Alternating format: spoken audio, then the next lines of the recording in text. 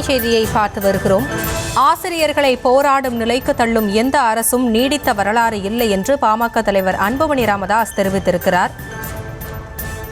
சம ஊதியம் கோரி போராடிய ஆசிரியர்களை 8ஆம் நாளாக கைது செய்வதா, ஆசிரியரை தாக்கிய காவல்துறை மீது நடவடிக்கை தேவை என்றும் பாமக தலைவர் அன்புமணி ராமதாஸ் தன்னுடைய பதிவில் தெரிவித்திருக்கிறார். சம வேளைக்கு சம ஊதியம் கோரி சென்னையில் 8ஆம் நாளாக இன்றும் போராட்டம் நடத்திய நிலையில் இடைநிலை ஆசிரியர்கள் குண்டுக்கட்டாக கைது செய்யப்பட்டுள்ளனர். அதனைத் தொடர்ந்து அன்புமணி ராமதாஸ் இந்த பதிவை தெரிவித்திருக்கிறார். விவரங்களோடு இணைகிறார் ராஜேஷ். முழு விவரங்களை வழங்கலாம்.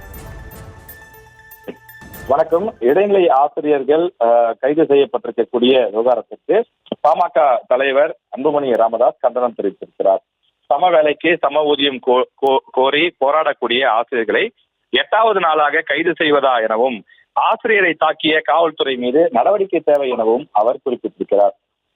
இடைநிலை ஆசிரியர்களுடைய அந்த கோரிக்கை என்பது நியாயமானது எனவும், 2009 மே மாதம் 31ஆம் நாள் வரை நியமிக்கப்பட்ட இடைநிலை ஆசிரியர்களுக்கு அதிகமான ஊதியமும், அதன் பிறகு நியமனம் செய்யப்பட்ட ஆசிரியர்களுக்கு குறைவான அடிப்படை ஊதியமும் வழங்கப்படுகிறது.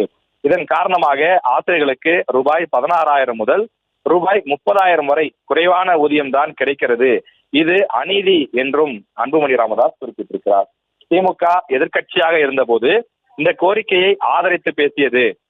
போராடிய ஆசிரியர்களை எதிர்க்கட்சி தலைவராக இருந்த மு.க. ஸ்டாலின் அவர்கள் நேரில் சந்தித்து ஆதரவு தெரிவித்தார். அதன் பிறகு 2021 சட்டமன்ற தேர்தலுக்கான திமுக அறிக்கையிலும் எண் 311 வாக்குறுதியாக கொடுக்கப்பட்டது.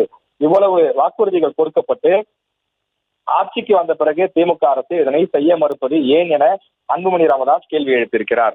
மேலும் இன்று போராட்டத்தில் ஈடுபட்ட அந்த ஆசிரியர்கள், கள்ளக்குறிச்சி மாவட்ட ஆசிரியர் சங்க தலைவர் வில்லியம் என்பவரை காவல்துறை அதிகாரி ஒருவர் பேருந்துக்குள் குண்டுக்கட்டாக தூக்கி வீசியதுடன் கன்னத்தில் அறையும் காணொலியும் சமூக வலைதளங்களில் வேகமாக பரவி வருவதாக அவர் குறிப்பிட்டிருக்கிறார். மேலும் புதுக்கோட்டை மாவட்டத்தை சேர்ந்த ஜானகிராமன் என்ற ஆசிரியரின் கை உடைக்கப்பட்டதாக புகார் எழுந்திருப்பதாகவும் அவர் குறிப்பிட்டிருக்கிறார்.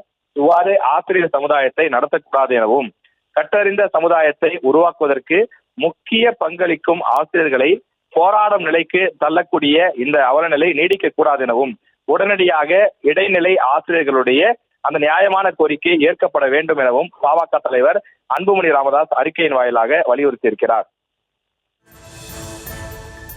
விவரங்களுக்கு நன்றி ராஜேஷ்.